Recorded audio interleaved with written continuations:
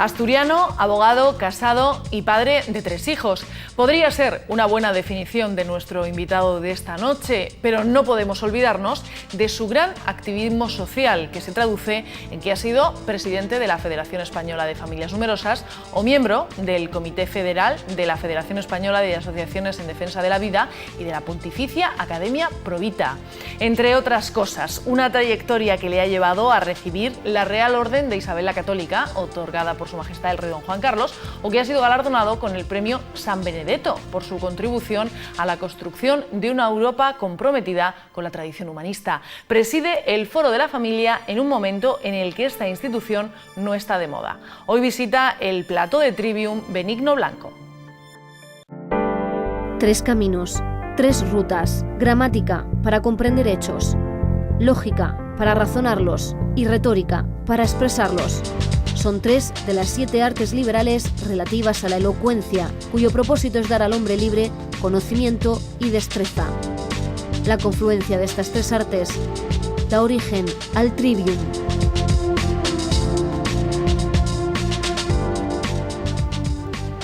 Quienes atentan contra la familia no saben lo que hacen porque no saben lo que deshacen. Con esta frase de Chesterton vamos a abrir nuestro programa, un programa que hoy vamos a dedicar precisamente a eso, a la familia, a hablar de su valor y de su importancia dentro de la sociedad, pero no solamente de la familia, sino también de la vida humana. Pero antes de comenzar nuestro programa, saludamos a nuestras compañeras María Eugenia Lozano. Mar, buenas noches. Esther, buenas noches. Y ahora sí le vamos a dar la bienvenida a nuestro invitado esta noche, Benigno Blanco, presidente del Foro de la Familia. Buenas noches. Muy buenas noches. Bienvenido. Muchas gracias. Tenemos por delante un largo rato para hablar de muchísimas cosas. Queremos abrir una ventana para hablar precisamente de lo que decíamos, del respeto a la vida humana, de la familia, de la importancia que tienen dentro de nuestra sociedad. Y si le parece, lo primero que vamos a hacer, vamos a intentar por lo menos quitarnos las etiquetas, porque como usted bien sabe, cuando se habla actualmente de la vida, de la familia, o de los términos, por ejemplo, como el término provida, enseguida a mucha gente le viene a la cabeza como algo antiguo, algo retrógrado, ¿no? Sí, pero eso yo creo que es una deformación ideológica muy propia de nuestra época, ¿no? La familia forma parte de la historia de la humanidad y formará parte de la historia de la humanidad porque sin familia, es decir, sin un núcleo solidario basado en el cariño entre un hombre y una mujer que se abra la vida, no hay futuro. Por lo tanto, la familia es tan retrógrada, tan actual y tan futurista como es el ser humano. Hay que quitarse estereotipos de la cabeza. Sí es verdad que la familia en sus formas accesorias se adapta a las circunstancias históricas de cada momento y que lo que rodea al concepto esencial de familia, que es chico, chica, niño o potencial niño al menos, va cambiando a lo largo de la historia. Y hay fórmulas que son antiguas, de relación entre hombre y mujer, de trato con los niños, de relación entre la familia y la economía productiva o el consumo, el de la relación de la familia con el poder público. Todas las circunstancias colaterales pueden cambiar y hay modelos antiguos, actuales y habrá otros de futuro. Pero la esencia de la familia, un hombre y una mujer que se quieren, que comprometen su vida y que se abren a la vida y que cuando tienen niños quieren a los niños, los cuidan, les transmiten su patrimonio cultural y moral, y los niños cuando crecen normalmente quieren a sus padres y los cuidan también, y ese núcleo se va abriendo a nuevas personas, las novias, que luego son las nueras, los yernos, los nietos. Eso es la realidad humana tan actual hoy como hace 2000 años, como dentro de 2000 años. Pero usted, ¿cómo le sientan? Buenas noches, Benigno, Buenas lo noches. primero. ¿Cómo le sientan cuando ya nada más empezar a hablar le sitúan en un lado o en otro de la defensa? ¿Está ya acostumbrado, ya no le hace ni caso? Ya se sabe que según los medios de comunicación eres el gran defensor de los derechos humanos o el ultraconservador, ultracatólico, que estás contra todo lo progresista. Pero hay que olvidarse de eso. Es decir, nosotros defendemos cosas que son muy buenas para la sociedad. Porque la familia, que es una opción en libertad para quien quiera vivir en familia, es una institución que hace una aportación profundísima a la felicidad personal y a la estabilidad social. Y defender eso es progresista, actual, llámese como se quiera. Que algunos no lo entienden, por supuesto, tampoco pasa nada. No siempre todos entienden todo lo bueno que hay a su alrededor. Y además los que tenemos la suerte de vivir en familia, yo estoy casado, tengo 3 hijos, tengo tan claro que hablar de la familia es hablar de una cosa buena, que pónganme las etiquetas que me pongan, seguiré hablando bien de esta cosa buena que es la familia. Muy buenas noches. En primer lugar, sí es cierto que a día de hoy, pues bien, como decía Paz, se ponen siempre esas etiquetas, ¿no? Intentan siempre separar un poco a la sociedad, ¿no? Entre, no sé si los modernos y los antiguos, los buenos y los malos. Bueno, al fin y al cabo siempre estamos dentro de ese círculo. Pero bueno, vamos a ir centrándonos un poquito. Hablamos de familia. Un atentado contra la familia se podría decir que sería pues esta decisión de abortar, ¿no? Por ir centrándonos ahora mismo, usted ha dicho en alguna ocasión que quien toma finalmente esa decisión es porque tiene un problema humano directamente, ¿no?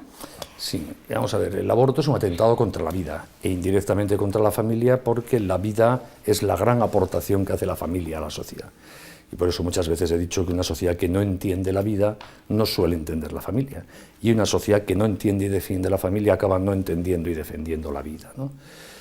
Hay que distinguir los estereotipos ideológicos actuales sobre el aborto y el drama de una mujer que aborta, ¿no?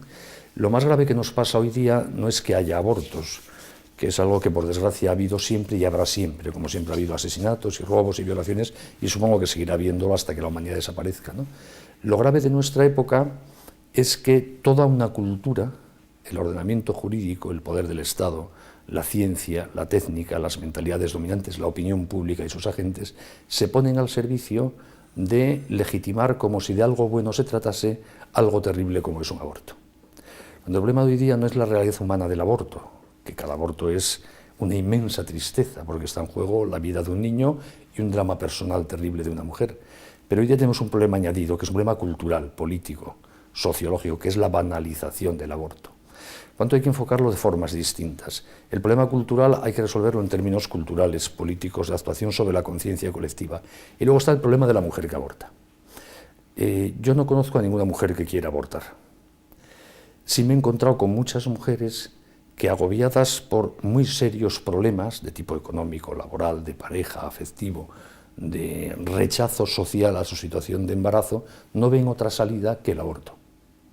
Y ese es un problema que tiene solución, que es estar al lado de esa mujer para ayudarla a ver que el aborto no es la salida a ningún problema, sino que es un problema en sí mismo, y que cualesquiera problemas que rodeen a un embarazo imprevisto siempre tienen solución compatible con la continuación del embarazo.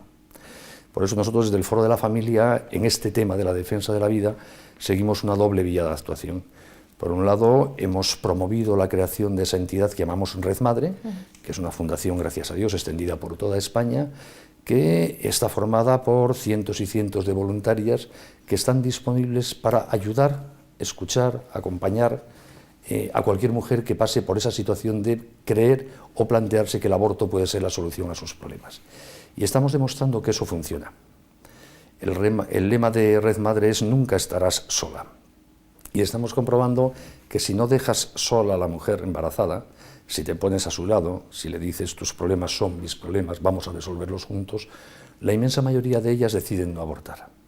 Siempre hay algunas que al final no conseguimos ese efecto, pero más o menos, si nos ceñimos a la fría estadística, en 8 de cada 10 casos de las mujeres que conectan con Red Madre o que Red Madre conecta con ellas, deciden no abortar y continuar adelante sacando adelante a su hijo.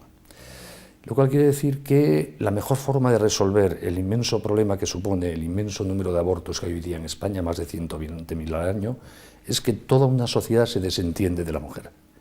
Y para resolver ese problema hay que ser solidarios con la mujer. Si eso que hacemos con el carácter de una ONG privada, en base a un mero voluntariado social desde Red Madre, lo hiciésemos con el apoyo de las instituciones, de los medios de comunicación. Es decir, si toda la sociedad entrase en complot para no dejar sola a ninguna mujer embarazada, estoy convencidísimo de que reduciríamos el número de abortos en un número profundamente llamativo, diga lo que diga la ley. Y si luego además, que es el otro frente de actuación, lográsemos cambiar una ley profundamente injusta como la que existe hoy día en España, que se basa en desproteger absolutamente la vida del no nacido y en desproteger absolutamente a la mujer embarazada, dejándola sola ante esa decisión, lograríamos crear también ese clima jurídico, institucional y a la postre cultural por el efecto pedagógico de las leyes que llevaría a que muchas menos mujeres se planteen abortar. Yo estoy convencido de que esta batalla en defensa de la vida es una batalla larga, porque trata de resolver un problema muy de fondo de nuestra época, pero creo que va bastante bien enfocada ya. Y me da profunda alegría ver que ese voluntariado Red Madre todos los años está ayudando a que muchísimas mujeres no se encuentren solas, tengan a su niño y vivan la felicidad de tener un niño. porque, y esta sería la última consideración, yo no conozco a ninguna mujer que se haya arrepentido de tener un niño, y conozco a muchísimas que se han arrepentido dramáticamente de haber abortado.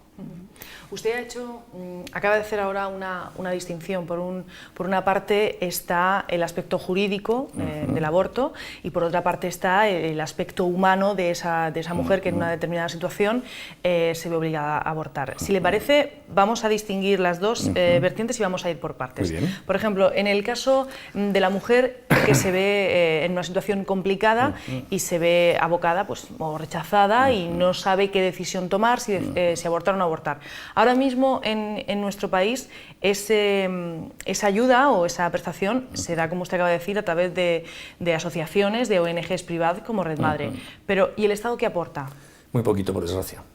Esa es una de las consecuencias terribles de las leyes del aborto.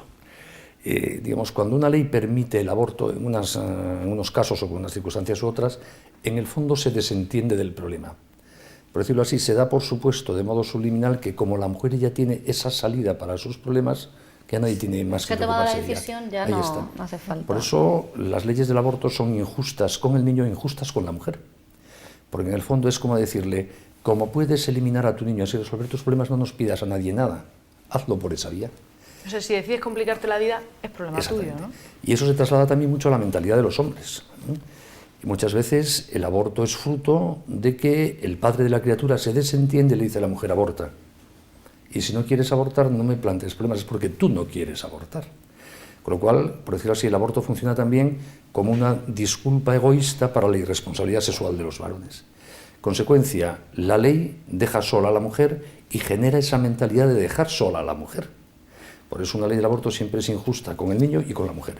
Y por eso nunca es una solución feminista a los problemas de la mujer, al revés. Es una solución machista a un problema que creamos los hombres a las mujeres.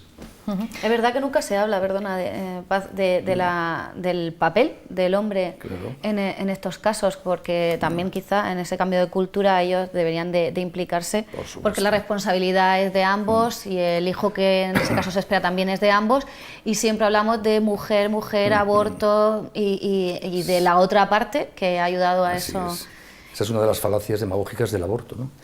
Que obviamente como nadie se queda embarazada por internet, hay un señor que tiene algo que ver, y por lo tanto que es también responsable de lo que pasa. Y sin embargo, con la ley actual él no tiene ninguna responsabilidad. Además, eso lo ha dicho el Tribunal Constitucional expresamente. La opinión del padre de la criatura no cuenta para nada jurídicamente. Con lo cual se está incentivando que el varón se desentienda absolutamente de algo tan serio como que está siendo padre. Y por eso muchas mujeres sienten ese acoso por abandono o esa presión de su novio, su pareja, lo que sea, para obligarlas a abortar, ¿no? Por eso digo que, aunque haya un pseudofeminismo que defiende el aborto como un derecho de la mujer, la verdad es que el aborto es profundamente antifemenino. Si para alguien es cómodo el aborto, es para los hombres. No tenemos ninguna responsabilidad, os dejamos la decisión a las mujeres, no queremos saber nada y lo sufrís vosotras. Eso parece muy poco feminista, ¿verdad? Hablaba usted de las consecuencias de una ley, la que tenemos actualmente en vigor en nuestro país, aprobada en la etapa del gobierno socialista en el año 2010. Ustedes piden que se cambie, que se reforme, y el gobierno en principio se comprometió a que sería así. No sé si ustedes tienen alguna noticia más que nosotros al respecto. No, más que una periodista nunca.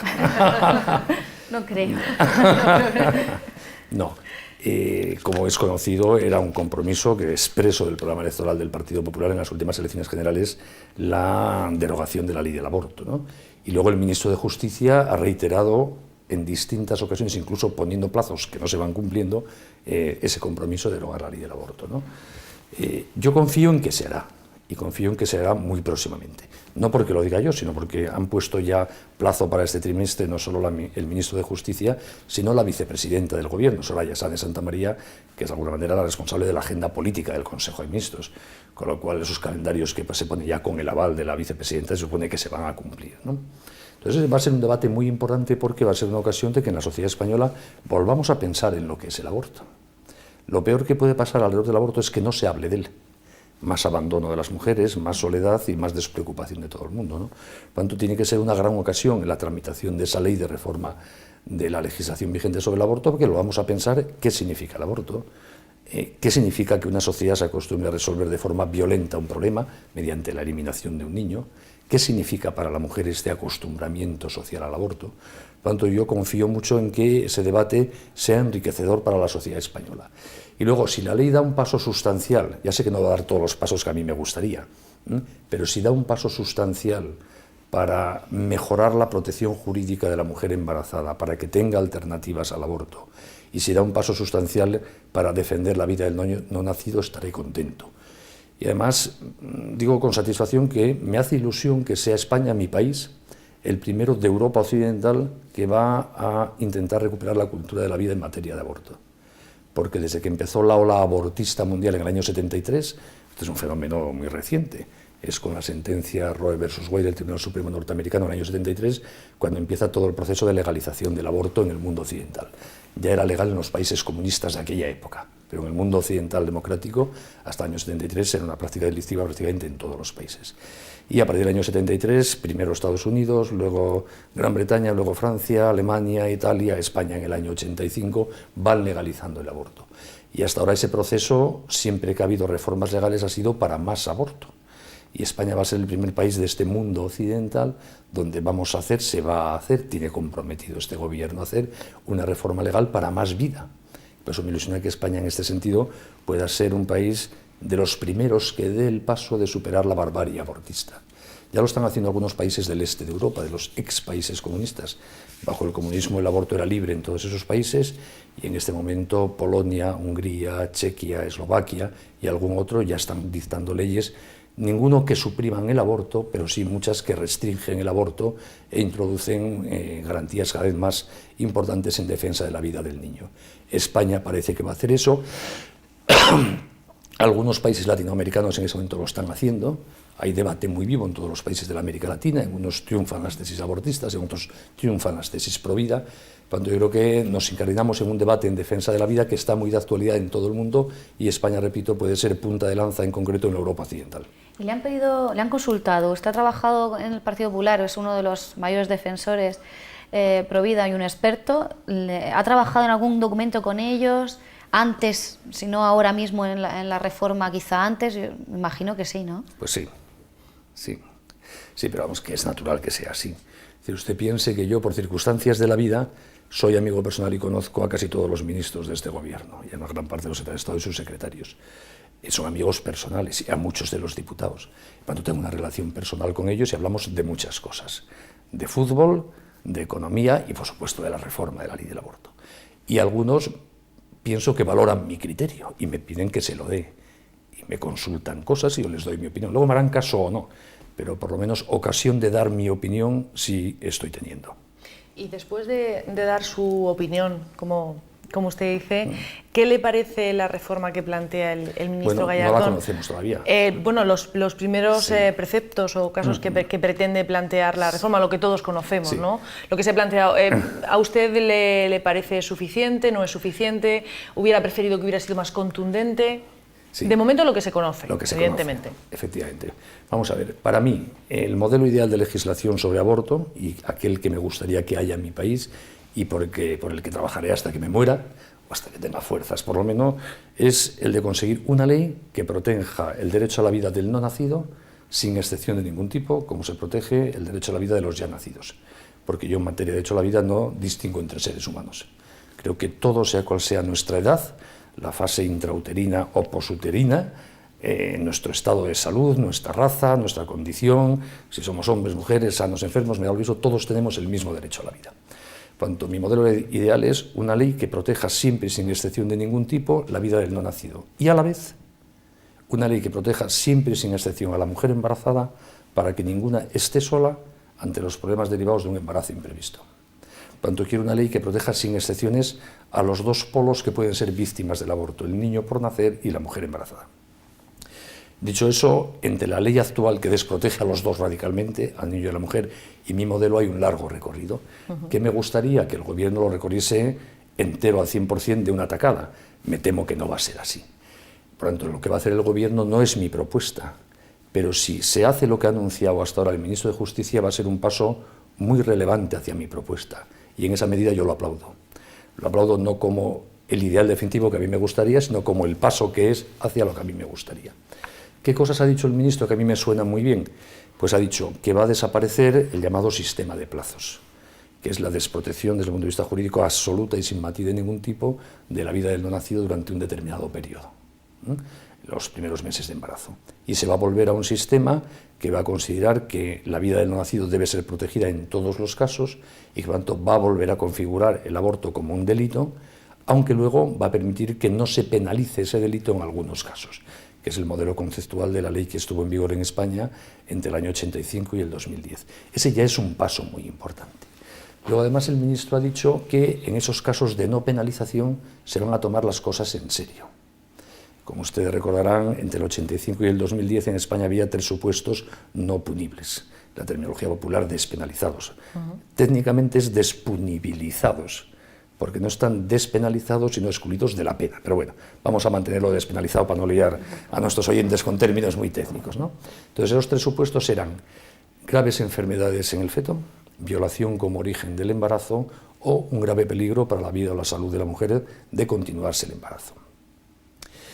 El 98-99% según los años de los abortos que se han practicado en España durante los años de vigencia del año 85 se acogían al presunto grave peligro para la vida o salud de la embarazada.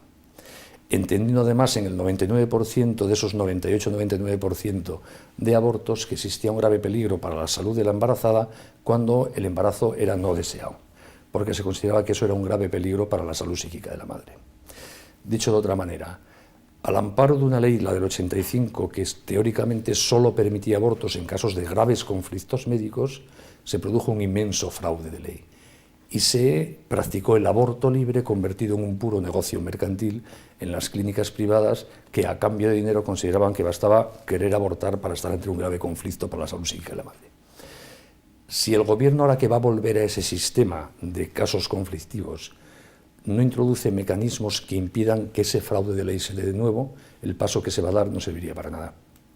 Por tanto, para mí, el elemento clave para valorar positivamente la reforma que va a hacer el Gobierno es que si mantiene, como parece que va a mantener, que uno de los casos en que se va a poder seguir abortando sin pena a la mujer que aborta, que es el de grave peligro para la salud, se merecerá respeto a la ley si introduce un mecanismo objetivo, científico, serio, controlable, para que podamos todos comprobar que de verdad cuando se hace un aborto es porque hay una grave enfermedad que no se puede arreglar de otra manera. Por entre otras cosas, eso reduciría el número de abortos muchísimo. En Polonia, por ejemplo, en el año 93 se hizo una reforma de la ley en este sentido y se estableció como supuesto de despenalización del aborto el grave peligro para la salud física de la madre, pero se tomó en serio que haya un control médico del diagnóstico de esa grave enfermedad. Y los abortos se redujeron de 130 y tantos mil al amparo de esta causa al año a menos de 400. Porque gracias a Dios en Europa Occidental, con buenos sistemas sanitarios, las situaciones de verdad de gravísimas complicaciones médicas que hagan difícil seguir adelante con embarazo son muy poquitas, gracias a Dios. Y por lo tanto, si eso se toma en serio en la reforma de la ley, estaríamos dando un paso muy importante, ¿no? Lo mismo sucede con el caso de graves enfermedades en el feto. En la práctica se está legitimando el aborto de enfermedades que de graves no tienen nada. Por ejemplo, los niños síndrome de Down, que están siendo exterminados, cada vez hay menos, porque sistemáticamente casi todas las embarazadas se las anima a hacerse la amniocentesis para poder diagnosticar en su caso el síndrome de Down y se las anima a abortar. Y un porcentaje elevado, por desgracia, abortan. Es decir, estamos eliminando a unos niños que pueden hacer una vida muy normal. Hace poco salían los medios de comunicación con gran satisfacción que comparto, que por primera vez teníamos en España una chica con síndrome de Down que había llegado a ser concejala en el Ayuntamiento de Valladolid. Y sin embargo, por tener ese mismo síndrome de Down se la podría haber abortado. No parece razonable, ¿verdad? Entonces ahí es otro punto en el cual una reforma seria debiera acotar esto. Es decir, no se puede abortar, incluso en un sistema abortista, a alguien solo porque es enfermo. Se supone que la enfermedad es un motivo que lleva a que el Estado se comprometa más contigo y con tu defensa, no para quitarte derechos, incluso el derecho a la vida. Y además, en este caso concreto, Naciones Unidas nos ha requerido para hacerlo así, porque desde que entró en vigor el nuevo Tratado Internacional de Derechos de las Personas con Discapacidad, que prevé expresamente que no puede ser motivo de discriminación la existencia de una discapacidad, Naciones Unidas ha considerado que la legislación española en materia de aborto eugenésico viola ese precepto. y nos ha pedido que lo deroguemos. Y el ministro de Justicia ha dicho que lo va a derogar. Bueno, sería otro paso importante. Y luego el tercer supuesto, que parece que va a quedar como estaba, es el de que en el origen del embarazo esté una violación, que es uno de los casos más dramáticos que se pueden plantear, que en mi opinión no legitima el aborto, porque el fruto de la concepción no es culpable de la aberración cometida por su padre, pero es un supuesto muy concreto y acotado, ¿no? Por tanto, la reforma de la ley será bienvenida por mí, aunque no sea mi reforma, si de verdad se toma en serio acotar los nuevos supuestos despenalizados a supuestos serios, graves, contrastados, tomados tan en serio como exige que lo que está en juego es una vida humana. Antes, una última pregunta para cerrar este tema, para cerrar el tema sobre el aborto, antes de marcharnos a publicidad. Esa reforma de la ley del aborto, tal y como la ha planteado el ministro Gallardón, ¿usted considera que debería ir acompañada de otras medidas complementarias y solidarias también con la madre? Porque muchas veces nos pretendemos solamente o nos ocupamos solamente de los casos en los que se puede abortar, la despenalización o penalización del aborto, etcétera, etcétera, pero nos olvidamos de otras medidas complementarias que son también necesarias en ese caso, tanto si al final se toma la decisión de interrumpir el embarazo, sea de abortar, como si no, ¿no? Sí, como dije antes, una legislación justa en la materia exige proteger sin excepciones al niño y proteger sin excepciones a la mujer. Por lo tanto, la nueva legislación que se haga, quiero que camine hacia la protección del niño y hacia la protección de la mujer. Y así se lo hemos pedido al Gobierno. ¿Por qué? Porque estamos viendo en Red Madre que es así. Que si las mujeres recibiesen el apoyo, la ayuda, la solidaridad social, evitaríamos muchos abortos. Y es razonable que eso además lo haga el Estado, no solo que lo hagamos entidades privadas sin medios, ¿no? Por eso yo pido una verdadera ley de protección de la mujer embarazada, de la madre. Porque es muy fácil decir no abortes y luego dejarla tirada. Hay que decirle no abortes y yo te ayudo en lo que necesites. Yo, la sociedad, el Estado. Por lo menos hasta donde se pueda permitir una sociedad que, a pesar de la crisis económica, es una sociedad bastante rica como la nuestra. No es razonable que excluyamos a la mujer embarazada de las políticas de solidaridad social, porque el embarazo hoy día puede ser una causa de exclusión social notable en nuestra sociedad, por desgracia, y de discriminación de la mujer, y de mobbing laboral, y de pérdida de puesto de trabajo. Por lo tanto, el Estado debe implicarse a apoyar a la mujer. Si no se tocan los dos polos, protección de la vida, solidaridad con la mujer, la solución sería injusta. Pues si le parece, si os parece, hacemos un pequeño alto en el camino en nuestra entrevista de esta noche, nos marchamos a publicidad y volvemos enseguida.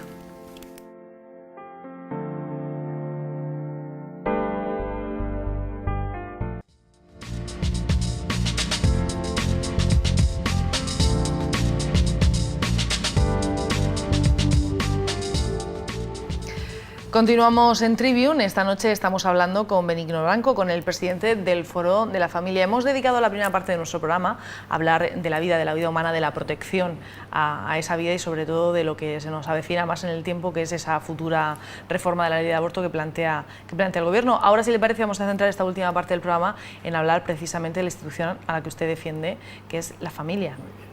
¿Vale? Pues sí, usted ha escrito libros, artículos, ponencias, da conferencias sobre la institución familiar. Tiene un libro que se titula Familia, los debates que no tuvimos. ¿Qué debates no hemos tenido, no tiene la sociedad respecto a la familia? ¿A qué se refiere con Pues ese título de ese libro se refería a que en España se hicieron, en concreto en los años del gobierno de Zapatero, profundas reformas ideológicamente muy radicales en materia de familia, sin ningún debate serio detrás. Se aprobó en el año 2005 tanto la ley conocida popularmente como del divorcio exprés, que banalizó el contrato matrimonial hasta límites ridículos, porque hizo resoluble, anulable por divorcio todo matrimonio a partir del tercer mes de la boda, sin necesidad de alegar causa ninguna y a petición unilateral de uno de los cónyuges, aunque el otro se oponga. Es decir, permitió romper el matrimonio como no se puede romper ningún otro contrato. El contrato de compra de una botella de agua como esta cuesta mucho más resolverlo en tiempo y en dinero que en matrimonio. Eso es banalizar el matrimonio. Y sin embargo esa ley prácticamente no dio lugar a ningún debate público serio. Y lo mismo pasó con la otra ley que se aprobó con un mes de diferencia, que es la que popularmente se conoció como Ley del Matrimonio Homosexual, que es una ley que alteró conceptualmente la identidad del matrimonio, porque lo que hizo fue suprimir el matrimonio para equipararlo a las uniones de personas del mismo sexo. Y lo mismo se hizo casi sin ningún debate. No porque no nos opusiésemos una parte de la sociedad española, sino porque el gobierno decidió sacar un proyecto de ley y el debate fue más o menos el que se oponga, facha, y lo apruebo y punto, y se acabó. Es decir, estos temas en otros países, apruébense o no, dan lugar a años de debate, de análisis, de intervención de expertos juristas, sociólogos, psicólogos, de valorar. Aquí fue a toda velocidad, ¿no? Y eso no es razonable. Por eso el título del libro hacía referencia a la poca seriedad del debate público que sustentó esas reformas legales que han alterado profundamente el matrimonio y la familia en España. De hecho, desde que se aprobaron en el año 2005 esas dos leyes, se ha producido, ya lo anunciamos entonces que iba a producirse, y no hay que ser profeta para ello, dos fenómenos gravísimos, que es que está cayendo sin parar el número de matrimonios en España y está subiendo sin parar el número de rupturas matrimoniales. Tenemos una de las sociedades europeas que empiezan a estar a la cabeza de las cifras de rupturas matrimoniales y a la cola en las cifras de matrimonios constituidos. Y eso, más allá de un problema, por decirlo así, estadístico, es un problema de estabilidad social. Es decir, cuando en una sociedad hay pocos matrimonios, empiezan a romperse las estructuras de solidaridad social, porque el matrimonio y la familia es lo que más traba a las personas. Y cuando en una sociedad se rompen muchos matrimonios, empiezan a aparecer fenómenos muy preocupantes. El primero, de pobreza femenina. Según los informes de la Unión Europea, el divorcio es, en toda la Unión, la mayor causa de empobrecimiento femenino en concreto. Empieza a aparecer ese problema de jóvenes que no crecen en un ambiente estable de acogida, solidaridad, inculturación, etc. Y luego el tercer problema, que en España también se está viviendo, de las personas mayores que no tienen detrás una estructura familiar de acogida. Entonces, lo de que se rompan matrimonios o lo de que haya pocos matrimonios no es un problema moral de los católicos, es un problema de estabilidad de la sociedad. Y por eso no me parece razonable que sigamos conviviendo con leyes tan injustas que provocan fenómenos tan nocivos sin que se haga un debate serio, ¿no? Por ejemplo, el viernes pasado el Consejo de Ministros analizó un informe del ministro de Justicia sobre un anteproyecto de ley que se llama de jurisdicción voluntaria, donde se introducía de paso una pequeña novedad, que es que de aprobarse ese proyecto de ley, uno podría a partir de ahora casarse ante un notario y divorciarse ante un notario. Y yo critiqué esa medida, porque ya es privatizar y banalizar absolutamente el matrimonio. El matrimonio no es un contrato normal, no es una compraventa para hacerla y deshacerla ante un notario. Entonces vamos poco a poco banalizando, privatizando, quitándole importancia e identidad al matrimonio. Y eso es un problema cultural, porque las leyes tienen un efecto pedagógico. Para mucha gente que no tiene convicciones a lo mejor profundas, no medita mucho sobre estos temas, la forma de pensar sobre algo es lo que dicen las leyes. Y por eso una sociedad, por ejemplo, que legaliza el aborto, ve cómo crece la gente que ve como normal el aborto. Y una sociedad que banaliza el matrimonio, ve cómo crece gente que cada vez valora menos el matrimonio. Por eso este tipo de leyes han generado un efecto muy nocivo y se han aprobado irresponsablemente sin un debate real de qué significan estas leyes.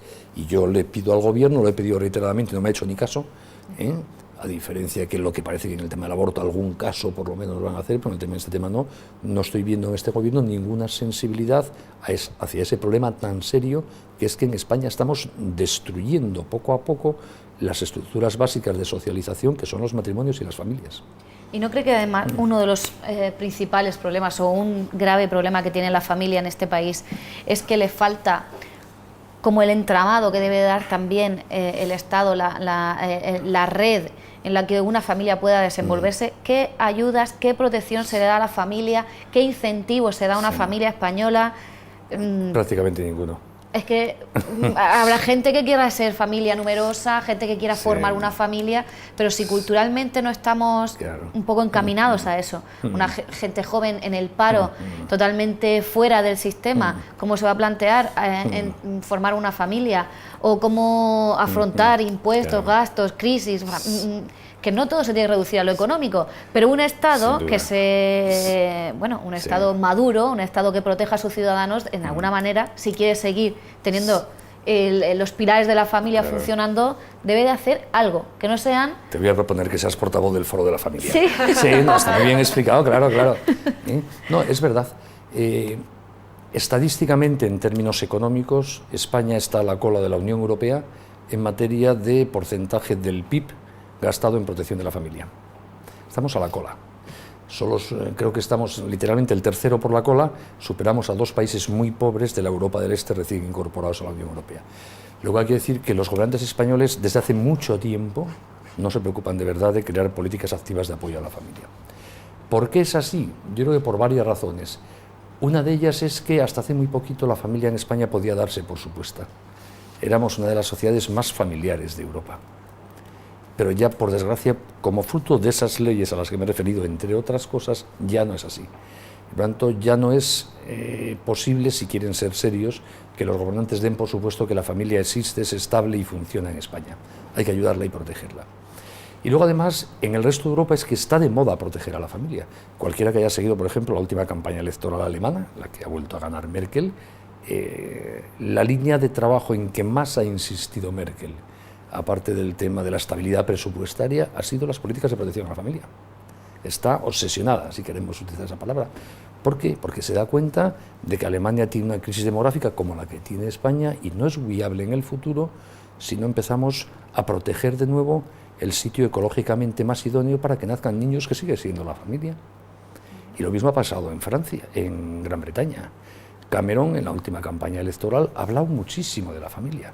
Y no es un tipo Cameron muy pro familia, pero se da cuenta que Gran Bretaña tiene un problema muy serio por la disminución del número de familias. Y Francia es uno de los pocos países de la Unión Europea que no tiene la crisis demográfica que tiene el resto de la Unión Europea, porque desde los años 50 del siglo pasado hay un pacto entre todas las fuerzas políticas de derechas y de izquierdas para mantener políticas de protección a la natalidad, que se crearon en la época de Gaulle, después de la Segunda Guerra Mundial, y se han mantenido con todos los gobiernos, con Mitterrand, el socialismo, la derecha, gaullistas. Entonces es un país en el que se puede ver que una política de apoyo a la familia y natalidad tiene efectos. No porque nadie tenga hijos por ayudar al país a salir adelante, sino porque mucha gente le gustaría tener hijos y no los tiene por falta de ayudas. Entonces a esos que quieren tener más hijos, la existencia de ayudas les remueve el obstáculo que encuentran. Además, muchas veces pensamos en la ayuda como una prestación económica, pero la ayuda es un colegio público cercano, una guardería municipal, bueno, no todo es dinero. El dinero, conciliación en el trabajo, que no estigmatices a una mujer y pueda seguir trabajando y aportando a la sociedad. Más importante que el dinero es el tema de la conciliación. Tenemos un modelo de relaciones laborales, no solo en España, en toda Europa, esto es un fenómeno universal, pero sí cabe en España un poco peor todavía, pensado todavía para la época en que los hombres trabajaban fuera de casa y las mujeres no. Y por lo tanto las mujeres pueden encontrarse con mucha facilidad, luego en la práctica depende de formación de determinados sectores u otros, pero con carácter general. Las mujeres encuentran objetivos problemas para poder compatibilizar una promoción profesional en el mercado laboral razonable y sin discriminación y la posibilidad de ser madres. Entonces, eso no es justo. ¿Por qué no es justo? Porque las dos cosas son muy buenas. Es muy buena la aportación de la mujer en la vida social, laboral, política, y es muy buena la aportación de la maternidad. ¿Por qué obligar a las mujeres a renunciar a una cosa buena para poder hacer otra cosa buena? Eso no es justo. Cuando el tema del modelo de relaciones laborales es muy importante, el tema de la conciliación. Las ayudas económicas son importantes también porque un hijo supone una inversión. Y además es una inversión de la que se beneficia toda la sociedad. ¿Por qué? Porque en nuestros sistemas de solidaridad pública, el estado del bienestar está montado con criterios de solidaridad intergeneracional. Las personas que hoy día mayores y ya jubiladas cobran pensiones y tienen asistencia médica gratuita que se paga con lo que pagamos de impuestos y cotizamos a la seguridad social, vosotras y yo, que estamos ahora en activo. Y el sistema funciona si pensamos que cuando vosotras y yo estemos jubilados, yo mucho antes que vosotras, cobraremos una pensión y nos pagarán la seguridad social porque habrá gente joven que habrá entrado al mercado de trabajo y estará aportando con sus impuestos. Pero eso ya no sucede. Por la crisis demográfica, por arriba cada vez hay más gente porque se alarga la esperanza de vida y por abajo cada vez entra menos gente. Entonces, esto es inviable. Cuanto quienes tienen hijos de verdad están sosteniendo el sistema. Y sería muy razonable que las políticas fiscales, por ejemplo, tuviesen en cuenta ese hecho. Es decir, si yo tengo un hijo y mi vecino no tiene ninguno, yo parte de mi renta la invierto en mi hijo, mi vecino nada, pero luego los dos cobraremos pensión que saldrá del sueldo de mi hijo. Entonces parecería razonable que a través de la redistribución fiscal en este momento mi vecino me ayudase a mí a sacar adelante también a mi hijo. Y eso no sucede, España no tiene ayudas a la natalidad. Es más, España tiene un sistema fiscal que en ocasiones penaliza el matrimonio. Con el IRPF, tal como existe en España, a iguales rentas, un matrimonio en que los perceptores de la renta sean 2, frente a un matrimonio en que los perceptores de la renta sea 1, paga más el que es 1. O sea, se castiga el que la mujer, en un determinado periodo de su vida, porque los niños son pequeños, pueda estar en casa. O el varón, pero vamos, sociológicamente es más frecuente la mujer. Es decir, no es razonable. Luego tenemos un sistema de guarderías todavía muy deficiente. Y tenemos un sistema de cuidado a los dependientes, otra función muy importante de la familia. En España siguen siendo las mujeres sociológicamente las que más cuidan a los ancianitos. Y muchas renunciando a proyección laboral y social. Y como el Estado no tiene dinero para atender la dependencia, pues al final tampoco se ayuda a eso, ¿no? Es decir, hay profundas injusticias que habrá que ir removiendo para que la familia sea no solo lo atractiva que es, sino que no sea una carga muy onerosa para los que libre y voluntariamente quieren sacar adelante una familia. Ha mencionado usted a los ancianitos, precisamente por eso Sí. también le queríamos preguntar por los mayores, esos olvidados de la sociedad. Estamos hablando pues, de ese momento de formar la familia, ese matrimonio, estamos hablando de la protección de las madres, de los pequeños, de los niños, pero ¿y los mayores? Hace poco el Papa Francisco, por ejemplo, dijo que 2 de los grandes males de la sociedad actual era la desocupación de los jóvenes, por un lado, y por otro lado, el abandono al que se veían abocados los viejos, decía él, los mayores. No sé si comparte, Muy argentino lo de los viejos. no sé si comparte esta afirmación Sí, y qué nos está pasando ahora mismo en la sociedad para haber llegado a ese punto. Además, creo que ese problema es mucho más grave en la vieja Europa que en los países del tercer mundo. Pues mira, hemos llegado a ese punto, uno, porque algunos de esos mayores, aquí es políticamente no correcto decir viejos, son personas que a lo mejor no han tenido hijos, o han tenido muy pocos, y por lo tanto no tienen de verdad, no han dejado detrás de sí la huella de personas que les cuiden. O porque han tenido hijos, pero esos hijos no han creado una familia y no tienen ellos una estructura en la que acoger a sus padres. Pues todo el tema de la familia, de los hijos y el divorcio afecta también a esto. Es más fácil acoger al anciano, al dependiente, al enfermo, cuando es una estructura de personas amplia, una familia, la que está en condiciones de acoger, que no cuando es uno solo, ¿no? Y aislado, ¿no? Luego también porque nos vamos volviendo egoístas. Tradicionalmente, cuidar al abuelo era un honor, no era algo que se daba por supuesto, que era un timbre de honor poder ocuparte de tus padres mayores y cuidarlos hasta la muerte. Hoy día para mucha gente es una carga insoportable y como mucho le pagan una residencia a lo mejor, pero con muy poco afecto, muy poca presencia, ¿no? Es un tema también moral de fondo de nuestra sociedad. Una sociedad que pierde categoría familiar como es la nuestra, al final está perdiendo categoría interpersonal. Nos estamos acostumbrando a conductas individualistas, egoístas, en que los demás no cuentan. Y eso afecta mucho a aquellos que más necesitan ayuda y apoyo, que siempre serán los más pequeños y los más mayores o más enfermos, ¿no? Luego también este problema se ve agravado por el desequilibrio demográfico. Cada vez los mayores viven más tiempo y hay menos gente detrás para cuidarlo. ¿Quién tiene más garantía de que va a estar cuidado de mayor? Quien ha tenido muchos hijos y ha mantenido una familia estable en que los hijos han aprendido a ser queridos y a querer. Y por lo tanto hay una estructura preestablecida que siempre se hará cargo de esos mayores. A veces, por decirlo así, recibimos lo que hemos dado o no recibimos lo que no hemos querido dar, ¿no? Por lo tanto, son de esos problemas humanos muy serios que solo se pueden arreglar si fijamos los ojos en muchos años antes, en cómo nos hemos tratado unos a otros, en qué generosos hemos sido para sacar adelante la familia, para tener hijos. Porque si no, el Estado estos problemas al final no tiene medios para arreglarlos. Una de las constataciones de la crisis económica actual es que pretender que el Estado se encargue de todo el mundo es imposible. No hay productividad económica. Ese es otro tema muy bonito, ¿no? La familia, por el mero hecho de existir, aporta gratis a la sociedad y con una gran eficacia servicios que si hubiese que pagarlos con dinero no existiría dinero para pagarlos. Es decir, lo que la familia aporta a la sociedad es literalmente impagable. Es un tema que desde el punto de vista digamos, de economía matemática estudió Gary Becker, el premio Nobel de Economía. Intentó rehacer las cuentas en Estados Unidos, porque él es americano, de cómputo del Producto Interior Bruto, incorporando al mismo las cuentas de la familia. O sea, metiendo en la contabilidad nacional lo que la familia hace gratis.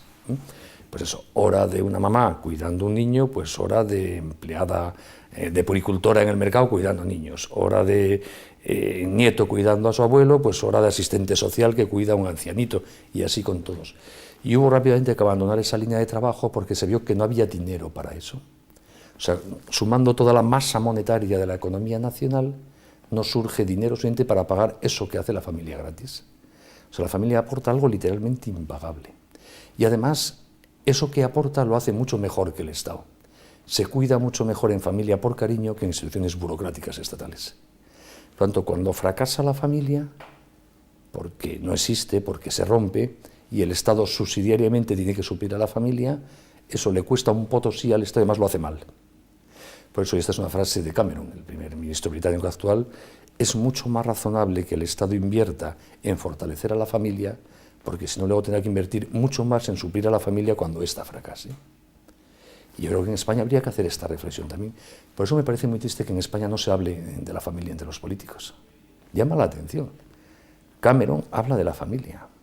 Merkel habla de la familia.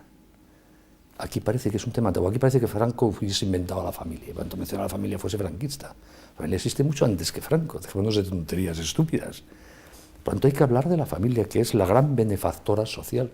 Y nuestros políticos no hablan para nada de ella, no hablan de la crisis demográfica. Y usted le pega tirones de orejas a sus amigos, los conoce a los minores. Oye, todo lo que puedo. Que no habláis de familia. Te lo aseguro. Es más, ahora que estamos en momentos de crisis económica y que yo sé que el Estado... realmente es la familia la que salva a muchas personas. ¿Dónde están volviendo todos situación? Los chicos que se quedan parados? A casa de papá y de mamá. Porque allí por lo menos es una cama y un plato de lentejas siempre habrá. ¿Cuántas familias están siendo hoy día sostenidas por la pensión del abuelo? Incluso se habla de familias que están sacando al abuelo de la residencia para recuperar la pensión, porque gracias a eso viven los hijos y los nietos. Pues yo del abuelo no salía de la residencia tampoco. Suelen ser muy generosos, a veces más que los hijos, sí, ¿no? Sí, mucho más. Entonces sería muy razonable, efectivamente, que nos ocupásemos de... Si en España no hubiese todavía esa presencia de la familia histórica, habría una revolución en las calles.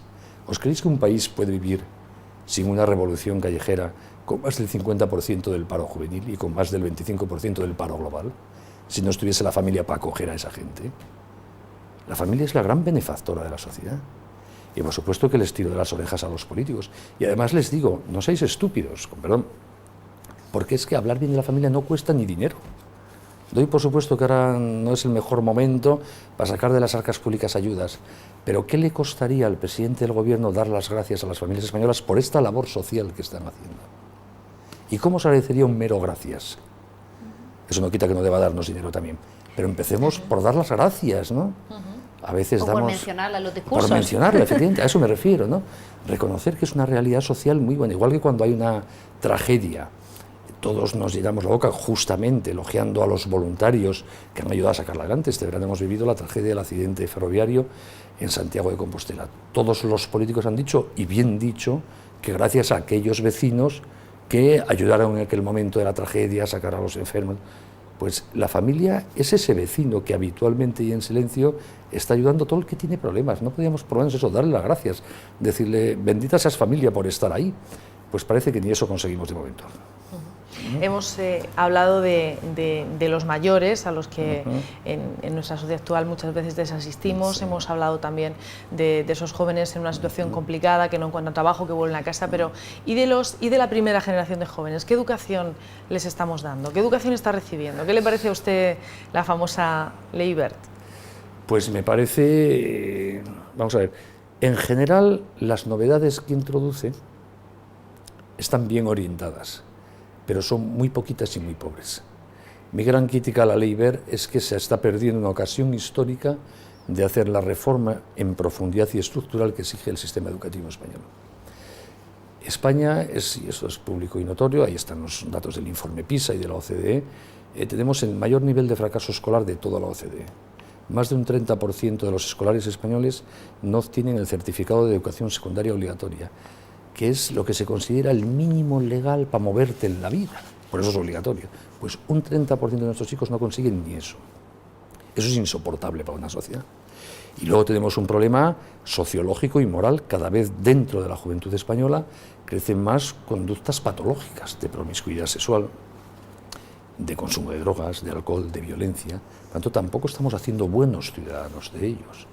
Por tanto, tenemos un problema muy serio que en parte depende de las familias y de muchas cosas más, pero también de la escuela.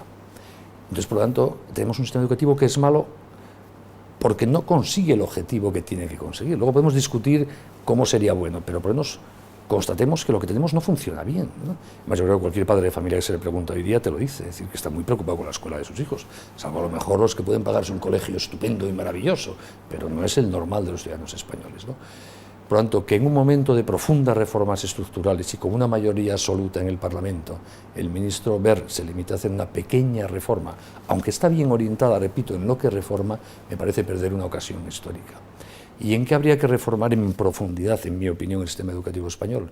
En muchas cosas, pero como aquí tenemos que ir a lo más esencial, yo diría en tres. Una, desadministrativizarlo, despolitizarlo.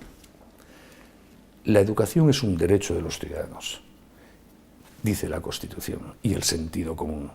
Pero sin embargo en España es una cosa que administra a su antojo el Estado. Léase las comunidades autónomas. Eso no es razonable. Hay que devolver el poder sobre la educación a los padres de familia, porque nosotros nos jugamos a nuestros hijos. Cuando el sistema educativo corrompe a un niño, luego el ministro no se hace cargo de ese niño, me hago yo que soy el padre. Por tanto, déjeme a mí asumir el riesgo de hacer de él una buena persona, porque si sale mal el experimento, el ministro se va a su casa y se quedan tranquilos. Somos los padres los que nos quedamos con ese niño. Si por dar una mala educación sexual a una niña se me queda embarazada a los 15 años, el ministro no se va a encargar de ella, me voy a encargar yo, padre. Por tanto, déjeme a mí decidir qué educación sexual recibe mi hija, y así con todo. Por lo tanto, primero desadministrativizar, despolitizar, darle el peso a la libertad que tiene que darlo, y en ese sentido la ley Wert no avanza prácticamente nada. En segundo lugar, los contenidos de la educación. En España tenemos una legislación educativa aprobada siempre bajo el mandato del Partido Socialista, que curiosamente, porque no es normal en otros países del mundo, se incorpora a la ley una visión ideológica de la educación. Y la visión ideológica de la educación, el llamado el comprensivismo pedagógico, es lo que han ido abandonando todos los países de nuestro entorno porque no funciona en ningún país. Estuvo de moda en los años 70 y 80 del siglo pasado, pero ha sido un desastre. Todos los países lo abandonan y en España sigue estando en la ley. Que es en el fondo esa visión de que al niño no se le puede exigir, que el niño aprende autónomamente, que la escuela solo debe acompañar a su autonomía, que no hay que imponerle nada. Eso que llaman a los pedagogos aprender a aprender. No, hay que saber. Se trata solo de tener un procedimiento de aprender a aprender continuo, ¿no? Que ha llevado a desautorizar a los profesores, a que desaparezca la capacidad de dirigir el aula de verdad, a que haya fobia a los exámenes, a las reválidas, a las notas, a las comparaciones. Eso que ha fracasado en todos los países del mundo, intenta modificarlo un poquito la ley Wert, pero solo un poquito, y había que volarlo, porque es un desastre. Por ejemplo, en Gran Bretaña, esa visión de la pedagogía ha sido muy propia del Partido Laborista, era la que inspiraba la escuela británica cuando llegó al poder en los años 80 del siglo pasado Margaret Thatcher. Margaret Thatcher cambió completamente la legislación educativa y el Partido Laborista siguió diciendo que cuando ellos llegasen al poder volverían al sistema anterior. Y Tony Blair, que tenía bastante sentido común, cuando llegó al poder dijo que en eso rectificaba, que aunque su partido siempre había defendido volver al sistema comprensivo, como era evidente que era un fracaso, que él iba a mantener las reformas de Thatcher. Aquí en España eso no se hace y nuestros niños siguen pagándolo. Y luego la tercera reforma que habría que hacer es dar transparencia al sistema. Si se basase en la libertad, en que los padres elegimos la libertad de nuestros hijos, como cualquier consumidor, tenemos que saber cuáles son los resultados de los centros escolares. En qué sitio hay un nivel óptimo de resultados, qué profesor logra que sus alumnos tengan buenos resultados, para elegir, para exigir. Hoy día no. Hoy día como mucho nos dan información global estadística, pero no te permite imputar responsabilidades. Algunos centros que si le va bien, si son accesibles los datos, y claro, que tal, pues no. No va bien. Claro, pero no te enteras. Para poder elegir necesitas los de todos, ¿no? Entonces tenemos un sistema politizado, administrativizado, con fobia a la libertad, inspirado en una pedagogía antihumana y fracasada, y además opaco para que no se vean sus defectos. Y la ley Wert retoca cositas puntuales nada más, cuanto me parece que es una cobardía política, no afrontar en serio en estos momentos una reforma estructural a fondo, apoyada sobre la libertad de los padres para decidir la educación de nuestros hijos. Como creo que se nos está acabando el tiempo Es que yo hablo mucho. de la entrevista de esta noche, vamos a intentar ir cerrando, ir concretando un poquito. Usted como presidente del Foro de la Familia, que representa unos 4 millones aproximadamente familias en España, si no me equivoco, Así es. vamos a intentar hacer un diagnóstico, un resumen de todo lo que hemos hablado esta noche respecto a la situación actual de la familia en nuestro país. La familia, bien, porque vivimos en familia más del 90% de la población, pero las leyes de la familia, las políticas de la familia, muy mal. Breve y conciso. Ha dicho breve, ¿no? No, desde luego. Más- Pues, no, desde ha sido mucho más breve de lo que nosotras pensábamos, pero desde luego ha sido conciso y ha sido muy claro. Le agradecemos que haya compartido este rato con nosotros, que hayamos podido conocer sus argumentos en defensa de la vida, para que todos aquellos que se colocan justo en la posición contraria los conozcan, los sepan, los reflexionen, y a ver si entre todos podemos ir acercando posturas, porque la defensa de la vida y la importancia de la familia es algo que al fin y al cabo nos importa a todos y nos afecta a todos. Así es. Muchas gracias a vosotros. Pues muchas gracias por haber estado con nosotros una vez más, chicas. Hasta la Un próxima placer. semana. Hasta el martes que viene, y a ustedes que tengan una feliz semana. Hasta el martes.